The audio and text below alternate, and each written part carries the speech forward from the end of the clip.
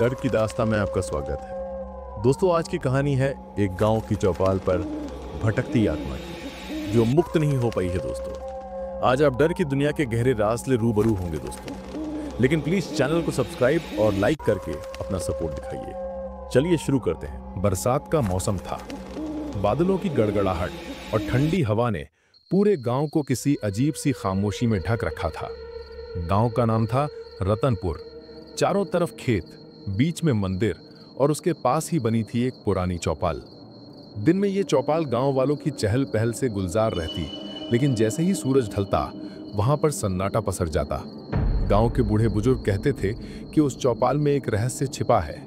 अमावस्या की रात जब अंधेरा सबसे घना होता है, तब वहां एक अजनबी आदमी बैठा दिखाई देता है। किसी को उसका चेहरा साफ नजर नहीं आता, बस उसकी परछाई सी दिखती है, जैसे धुएं में लिपटी कोई आकृति। जो भी उस अजनबी के पास जाने की कोशिश करता, वो अगले दिन या तो पागल हो जाता या फिर गांव छोड़कर कहीं गुमनाम हो जाता। लोगों ने कई बार उस अजनबी को देखने की कोशिश की थी। कुछ नौजवान रात को चौपाल की तरफ गए भी थे, मगर लौटकर उन्होंने कुछ नहीं बताया। बस उनकी आंखों में डर और दिमाग में खामोशी छा गई। गांव के लोग धीरे धीरे चौपाल से दूरी बनाने लगे। अब वहां दिन ढलने के बाद कोई नहीं जाता। लेकिन हर कहानी की तरह यहां भी एक ऐसा नौजवान था जिसे डर नहीं लगता था। उसका नाम था मोहन। 20-22 साल का, जिज्ञासु और हिम्मती। बचपन से ही उसने अपने दादा से ये किस्से सुने थे, लेकिन उसे लगता था कि ये सब मनगढ़ंत बातें हैं, गांव वालों की अंधविश्वासी कहानियां। मोहन ने ठान लिया कि वो इस रहस्य की जड़ तक जाएगा। अमावस्या आने में बस 4 दिन बचे थे। मोहन ने अपने 2 दोस्तों रघु और किशन से बात की। देखो, ये चौपाल वाली कहानी मुझे झूठ लगती है। हमें जाकर देखना चाहिए कि असल में वहां होता क्या है। रघु डरते डरते बोला, पगला गया है क्या? जिसने भी पास जाने की कोशिश की, उसका दिमाग खराब हो गया। हमें अपनी जान प्यारी है। किशन ने थोड़ी हिम्मत दिखाते हुए कहा, सच कहूं तो मुझे भी जानने की इच्छा है, लेकिन अकेले जाना पागलपन होगा। अगर हम तीनों साथ चलें तो शायद। मोहन ने मुस्कुराते हुए कहा, तो तय रहा, अमावस्या की रात हम चौपाल पर चलेंगे। तीनों ने आपस में वादा किया कि इस बात का जिक्र गांव में किसी से नहीं करेंगे, वरना लोग उन्हें रोक देंगे। दिन बीतते गए और अमावस्या की रात आ पहुंची। आसमान बादलों से भरा हुआ था, चांद कहीं दिखाई नहीं दे रहा था। चारों तरफ घुप अंधेरा और बस झिंगुरों की आवाज। गांव के ज्यादातर लोग अपने घरों में दुबके हुए थे, क्योंकि सबको पता था कि ये रात चौपाल वाली छाया की रात है। मोहन, रघु और किशन चुपचाप चौपाल की तरफ बढ़े। हाथ में एक एक लालटेन थी। उनके कदमों की आहट और सीने की धड़कनें साफ सुनी जा सकती थी। चौपाल पास आते ही ठंडी हवा और भी तेज हो गई, जैसे किसी ने वहां के माहौल को और डरावना बना दिया हो। तीनों ने चौपाल पर नजर डाली। वो बिल्कुल खाली थी। पुराने लकड़ी के खंभे, टूटी हुई छत और दीवारों पर धूल जमी हुई थी। रघु ने राहत की सांस ली। देखा, यहाँ कुछ भी नहीं है, सब मन की बातें हैं। मोहन धीरे धीरे आगे बढ़ा और चौपाल के बीच में जाकर बैठ गया। यही तो जगह है। कहते हैं कि यही वो अजनबी बैठता है। अगर सच है तो आज देखेगा। किशन ने घबराते हुए पूछा, अगर सचमुच दिख गया तो? मोहन हंस पड़ा, तो मैं उससे पूछूंगा कि तू कौन है। रात गहराती गई। आधी रात के करीब हवा अचानक थम गई। न कोई आवाज, न कोई हलचल, जैसे पूरा गांव सांस रोककर कुछ होने का इंतजार कर रहा हो। और तभी चौपाल के कोने में हल्की सी हलचल हुई। तीनों ने देखा कि वहां धुएं की तरह कुछ घिरने लगा। धीरे धीरे वो धुआं आकार लेने लगा। कुछ ही पल में एक आकृति सामने थी। लंबा चौड़ा आदमी, सिर झुका हुआ, चेहरा परछाई में छिपा। वो चौपाल के कोने में रखी टूटी हुई खाट पर बैठ गया। रघु की हालत खराब हो गई। उसने मोहन का हाथ पकड़ लिया। चल यहाँ से, ये मजाक नहीं है। लेकिन मोहन की आंखें चौड़ी हो गईं। उसका डर कहीं गुम हो चुका था, बस जिज्ञासा थी। उसने धीमी आवाज में कहा, देखो, ये वही है। आकृति बिल्कुल चुपचाप बैठी रही। उसके शरीर से हल्की सी सड़ी हुई गंध आ रही थी। हवा में ठंडक और भी बढ़ गई। मोहन ने साहस जुटाकर कहा, तू कौन है? यहाँ क्यों आता है? उस अजनबी ने धीरे से सिर उठाया। उसका चेहरा धुंधला था, जैसे धुएं और छाया से बना हो, लेकिन उसकी आंखें लाल लाल अंगारों जैसी चमक रही थीं। रघु और किशन ने डर के मारे पीछे हटना शुरू कर दिया, मगर मोहन वहीं खड़ा रहा। तभी उस अजनबी ने भारी खोखली आवाज में कहा, जिसने भी मुझे देखा उसने अपना जीवन खो दिया। तू क्यों आया है लड़के? मोहन कांपते हुए बोला, मैं सच जानना चाहता हूँ। तू कौन है? ये चौपाल तेरी क्यों है? उस अजनबी ने धीमे से हंसते हुए कहा, ये चौपाल मेरा घर था और मेरी कब्र भी। मैं वापस आया हूं अधूरी प्यास लेकर। इतना सुनते ही हवा में सर झोंका दौड़ा, लालटेनें झिलमिलाने लगीं। रघु और किशन ने चिल्लाकर मोहन को खींचने की कोशिश की, लेकिन तभी वो आकृति खाट से उठ खड़ी हुई। वो आकृति खाट से उठी तो चौपाल की लकड़ी जैसे कराहने लगी। मोहन, रघु और किशन के पैरों के नीचे की जमीन अचानक बर्फ जैसी ठंडी हो गई। हवा रुक गई थी, बस उनकी सांसों की आवाज गूंज रही थी। आकृति ने अपने कंधे सीधे किए और आगे बढ़ने लगी। उसके कदमों की आहट नहीं थी, लेकिन हर कदम पर जमीन में अजीब सी कंपन महसूस हो रही थी, जैसे कोई भारी पत्थर गिर रहा हो। रघु घबराकर चिल्लाया, मोहन भाग चल। वो मोहन का हाथ खींचने लगा, लेकिन मोहन वहीं खड़ा रहा। उसकी आंखों में डर से ज्यादा सवाल थे। मोहन ने कांपती आवाज में पूछा, तेरी अधूरी प्यास क्या है? तू यहां क्यों भटकता है? आकृति की लाल आंखें और भी तेज चमकने लगी। उसने धीरे धीरे कहा, इस चौपाल पर मेरी हत्या हुई थी, उन्हीं लोगों के हाथों जिनके साथ मैं दिन रात बैठा करता था। उन्होंने मेरी पीठ में छुरा घोंपा और मेरी लाश यहीं गाड़ दी। मेरी आत्मा तब से चैन नहीं पा रही। मैं हर अमावस्या को लौटता हूं और उन लोगों की औलादें भी मेरी नजर से नहीं बचती। ये सुनकर किशन के मुंह से चीख निकल गई, मतलब हमारे गांव के ही लोग? आकृति ने सिर हिलाया और चौपाल की टूटी दीवार की तरफ इशारा किया। वहां उस दीवार के नीचे मेरी हड्डियां अब भी दबी हैं। किसी ने कभी उन्हें शांति नहीं दी, और जब तक मुझे मोक्ष नहीं मिलता, कोई चैन से नहीं जी पाएगा। मोहन की रूह कांप गई। उसने पहली बार महसूस किया कि यह कहानी महज अंधविश्वास नहीं थी, बल्कि सच में कोई रहस्य दबा हुआ था। रघु ने हिम्मत जुटाते हुए कहा, हम तेरी मदद करेंगे, तुझे शांति दिलाएंगे, बस हमें छोड़ दे। आकृति ने जोर से ठहाका लगाया। उसकी आवाज इतनी गूंजदार थी कि चौपाल की छत से धूल झरने लगी। मदद? तुम, जिनके खून में वही धोखा बहता है जो मेरे कातिलों का था। मोहन ने तुरंत कहा, नहीं, हम निर्दोष हैं, हमें तेरे साथ कुछ लेना देना नहीं। अगर तुझे मोक्ष चाहिए तो हम तेरी आत्मा का तर्पण कर सकते हैं। आकृति की आंखें थोड़ी देर को शांत हुईं, मगर तुरंत ही उसका चेहरा फिर डरावना हो गया। मोक्ष? मैं अब मोक्ष नहीं चाहता, मैं प्रतिशोध चाहता हूं। यह सुनते ही हवा में जोरदार चीख गूंज उठी। चौपाल के चारों कोनों से जैसे परछाइयां निकलकर उसके चारों तरफ घूमने लगी। लालटेन एक एक करके बुझ गईं। अब वहां सिर्फ अंधेरा और उस आकृति की चमकती आंखें थीं। रघु और किशन ने डर के मारे मोहन का हाथ छोड़ा और चौपाल से बाहर भागे, मगर जैसे ही उन्होंने चौपाल की चौखट पार की, उनकी टांगें थम गईं। बाहर का रास्ता गायब था।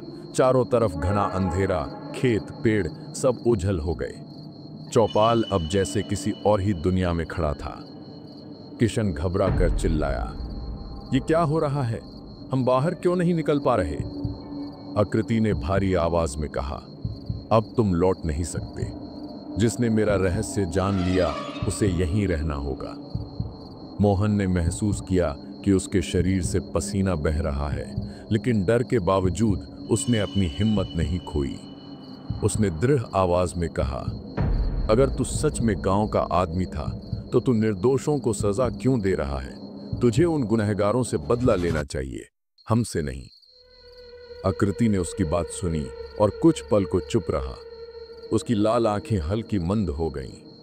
गुनहगारों की औलादें ही मेरी सजा भुगतेंगी, और वो औलादें अभी भी इस गांव में हैं। मोहन ने झट से कहा, तो हमें बता कौन थे वो लोग? सच सामने आएगा, तुझे शांति भी मिलेगी और गांव भी। आकृति ने एक लंबी सांस खींची। उसकी परछाई कांपने लगी। अगर तुम सच्चाई जानना चाहते हो तो उस दीवार को खोदना होगा, तब पता चलेगा कि मैं कौन था और किसने मुझे मारा। इतना कहकर आकृति अचानक गायब हो गई। चारों तरफ सन्नाटा छा गया। हवा फिर से चलने लगी और चौपाल से बाहर का रास्ता भी दिखने लगा। मोहन, रघु और किशन कांपते हुए चौपाल से बाहर निकले। तीनों एक दूसरे की तरफ देख रहे थे। उनकी आंखों में सवाल ही सवाल थे। रघु ने धीरे से कहा, मोहन, ये हमने क्या देख लिया? मोहन ने कसम खाई, अब चाहे जो हो जाए उस दीवार को खोद कर रहूंगा। सच बाहर आएगा, तभी इस चौपाल का रहस्य खत्म होगा। तीनों चुपचाप गांव लौट आए, मगर उनकी नींद उड़ चुकी थी। रात भर तीनों दोस्तों की नींद नहीं लगी। मोहन की आंखों में बार बार वही लाल आंखों वाली आकृति घूम जाती। उसके शब्द अब भी कानों में गूंज रहे थे। उस दीवार को खोदना होगा। सुबह होते ही मोहन ने रघु और किशन को बुलाया। तीनों चौपाल के पास नहीं गए, बल्कि खेत की मेड़ पर बैठकर बातें करने लगे।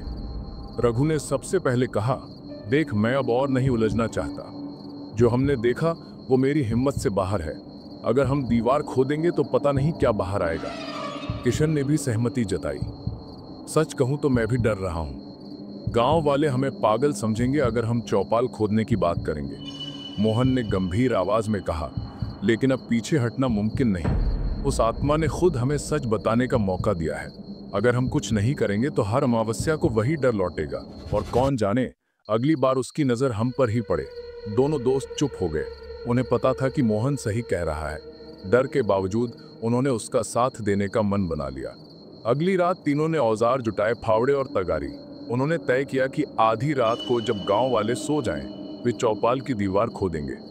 रात आई तो गांव फिर से सन्नाटे में डूब गया। आसमान में चांद की हल्की रोशनी थी। तीनों चुपचाप चौपाल पहुंचे। जगह उतनी ही डरावनी थी जितनी पिछली रात। हवा ठंडी और भारी थी। मोहन ने लालटेन जलाई और धीरे से कहा, चलो शुरू करते हैं। उन्होंने चौपाल की उस पुरानी दीवार के पास खुदाई शुरू की। मिट्टी और ईंटें ढीली थी, जैसे सालों से किसी ने उसे छुआ ना हो। कुछ ही देर में फावड़ा किसी कठोर चीज से टकराया। अरे ये क्या है? किशन ने कांपती आवाज में कहा। मोहन ने मिट्टी हटाई। वहां काले पड़े हुए कुछ हड्डियों जैसे टुकड़े दिखाई दिए। हड्डियां इंसानी थीं। रघु की सांसें तेज हो गईं। हे भगवान, ये तो सच है। यह सचमुच किसी को दफनाया गया था। जैसे जैसे उन्होंने और मिट्टी हटाई, पूरा कंकाल सामने आ गया।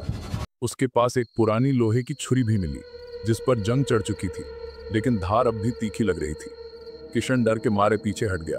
अब हमें ये हड्डियां वहीं छोड़ देनी चाहिए। अगर आत्मा जाग गई तो? मोहन ने सिर हिलाया।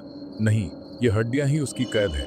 हमें इन्हें बाहर निकालकर अंतिम संस्कार करना होगा, तभी उसे शांति मिलेगी। इतना कहते ही अचानक चौपाल में ठंडी हवा का झोंका दौड़ा। लालटेन झपकने लगी और उसी धुएं से फिर वही आकृति प्रकट हुई। इस बार उसकी आंखों में पहले से ज्यादा गुस्सा था। उसने दहाड़ते हुए कहा, कौन छेड़ रहा है मेरी कब्र? किसने मेरी नींद तोड़ी? तीनों डर से कांप गए, लेकिन मोहन ने हिम्मत जुटाकर कहा, हम सच जानना चाहते हैं। तू कौन था? किसने तेरी हत्या की थी? आकृति हड्डियों की तरफ बढ़ी और उसके ऊपर झुक गई। उसकी परछाई कांपने लगी। मैं था, हरनाम, इस चौपाल का चौधरी, पूरे गांव का नेता। लेकिन मेरे ही दोस्तों ने मुझे धोखा दिया। रात में मदिरा पिलाकर उन्होंने मेरी पीठ में ये छुरा घोंपा और मुझे इसी दीवार के नीचे गाड़ दिया, ताकि कोई कभी न जाने। मोहन ने धीरे से पूछा, तेरे दोस्त कौन थे? आकृति ने अपना चेहरा उठाया। उसकी लाल आंखें और भी चमक उठी। राम विलास, भीखू और गजाधर, यही थे मेरे कातिल। उनके परिवार अब भी इसी गांव में रहते हैं। मेरी आत्मा तभी शांत होगी जब उनकी औलादें वही दर्द चखेंगी जो मैंने चखा। ये सुनकर तीनों के पैरों तले जमीन खिसक गई। राम विलास, भीखू और गजाधर, ये सब नाम उनके अपने गांव के बुजुर्गों के थे। उनके परिवार अब भी गांव में थे, बच्चों और पोतों के समेत। किशन हड़बड़ा गया। लेकिन उनका क्या कसूर? वे तो बस औलादे हैं। गुनाह तो उनके बाप दादाओं ने किया था। आकृति ने भयानक हंसी हंसते हुए कहा, खून का हिसाब खून से ही चुकता होता है। जब तक उनके वंश का अंत नहीं होगा, मैं भी चैन नहीं लूंगा। इतना कहकर आकृति गायब हो गई। लेकिन इस बार चौपाल की दीवार से कराहने की आवाज आई, जैसे वो हड्डियां खुद बोल रही हों। मोहन ने अपने दोनों दोस्तों की तरफ देखा। उसकी आंखों में डर से ज्यादा दृढ़ता थी। हमें इन हड्डियों का दाह करना होगा, वरना ये आत्मा और खून बहाएगी। हमें गांव को बचाना है।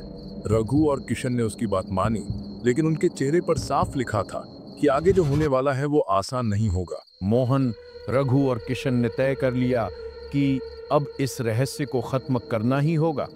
उन्होंने एक पुराने कपड़े में हड्डियों को समेटा और लालटेन की रोशनी में चुपचाप गांव के बाहर शमशान की ओर चल पड़े। रात गहरी हो चुकी थी, लेकिन उनके कदमों में एक अजीब सी मजबूरी थी। शमशान पहुंचे तो चारों तरफ सन्नाटा था। हवा भारी और ठंडी थी। कहीं दूर उल्लू की आवाज गूंज रही थी। तीनों ने जल्दी जल्दी लकड़ियां इकट्ठी की और चिता सजाई। हड्डियों को रखते ही मोहन ने आग लगाई, लेकिन जैसे ही चिता में आग भड़की, अचानक आकाश में बादल गरजने लगे। जोरदार आंधी चली। राख उड़ उड़कर उनके चेहरों पर गिर रही थी और उसी आग से धुआं उठकर आकृति का रूप लेने लगा। वो वही आत्मा थी, हरनाम चौधरी। इस बार उसका चेहरा पहले से कहीं ज्यादा भयानक था। आंखें खून की तरह लाल, दांत बाहर निकले हुए और शरीर से अजीब सी गंध। उसने गरजते हुए कहा, ये तुमने क्या किया? मेरी हड्डियां जलाकर मुझे मोक्ष देना चाहते हो? नहीं, मुझे मोक्ष नहीं चाहिए, मुझे बदला चाहिए। उसकी आवाज इतनी तेज थी कि पास के पेड़ हिलने लगे। रघु और किशन जमीन पर गिर पड़े।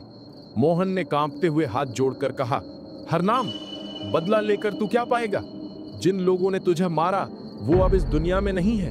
उनके गुनाहगार शरीर मिट चुके हैं। उनकी औलादें बेगुनाह हैं। तू क्यों निर्दोषों का खून बहाना चाहता है? आत्मा दहाड़ उठी, बेगुनाह? गुनाह खून में बहता है। औलाद वही बोएगी जो बाप ने बोया। इतना कहकर वो आग से बाहर निकलने लगी। उसका आकार इतना बड़ा हो गया कि जैसे पूरा शमशान उसके साये में आ गया हो। उसकी चीख से पेड़ पौधे झुक गए। मोहन ने साहस जुटाकर जमीन से राख उठाई और चिता की ओर फेंकी। अगर तुझे बदला ही चाहिए तो मेरी जान ले ले, लेकिन मैं निर्दोषों को तेरे हाथों मरने नहीं दूंगा। ये सुनते ही आत्मा कुछ पल को ठिठक गई। उसकी लाल आंखें मोहन पर टिक गईं। हवा रुक गई, आग शांत हो गई। उसने भारी आवाज में पूछा, तू मेरी मौत को स्वीकार करता है? तू अपने प्राण देकर मुझे संतोष देगा? मोहन ने बिना हिचकिचाए कहा, हाँ, अगर यही तेरी शांति का रास्ता है तो ले ले मेरी जान, लेकिन गांव को छोड़ दे। आत्मा की आंखों में अचानक अजीब सी नमी झलकने लगी। उसका चेहरा विकराल से शांत होने लगा। उसने कराहते हुए कहा, काश मेरे अपने भी तेरी तरह सच्चे होते, मुझे धोखा ना देते। तूने मेरी आत्मा को सच में जीत लिया लड़के। इतना कहकर आत्मा धीरे धीरे धुएं में बदलने लगी। हवा में उसकी आवाज गूंजी, अब मुझे बदले की जरूरत नहीं। तूने मुझे मोक्ष का रास्ता दिखाया। ये गांव अब सुरक्षित रहेगा। आग तेजी से भड़की और फिर धीरे धीरे बुझ गई। राख उड़कर आसमान में विलीन हो गई। वातावरण अचानक हल्का हो गया। पेड़ स्थिर हो गए। हवा सामान्य हो गई। रघु और किशन ने आंखें खोली। उन्होंने देखा कि मोहन अब भी खड़ा था, मगर उसकी आंखों में आंसू थे। किशन ने कांपती आवाज में कहा, क्या सब खत्म हो गया? मोहन ने धीमे स्वर में कहा, हाँ, हरनाम चौधरी को शांति मिल गई। अब ये चौपाल किसी को डराएगी नहीं। सुबह हुई तो गांव वालों ने देखा कि चौपाल की पुरानी दीवार ढह चुकी थी। जमीन समतल हो चुकी थी, जैसे किसी ने वहां से बोझ हटा दिया हो। उस दिन के बाद गांव में किसी ने भी अमावस्या की रात कोई अजनबी नहीं देखा। चौपाल फिर से गांव वालों की महफिल का हिस्सा बन गई। मोहन, रघु और किशन ने उस रात का राज किसी को नहीं बताया। बस इतना कहा कि चौपाल अब सुरक्षित है। और सचमुच रतनपुर गांव ने उसके बाद कभी किसी परछाई को नहीं देखा। लेकिन कभी कभी रात को मोहन अपने सपनों में वही लाल आंखें देखता और उस आवाज को सुनता, तूने मुझे मोक्ष दिया लड़के, अब मैं तेरी आत्मा का रक्षक हूं। दोस्तों, अगर आप बताना चाहते हो कि मैं नेक्स्ट स्टोरी किस टॉपिक पे लाऊं तो आप कमेंट कर सकते हैं। और अगर आप अपनी स्टोरी मुझे इंस्टाग्राम पर भेजना चाहते हैं तो लिंक चैनल डिस्क्रिप्शन में मिल जाएगा।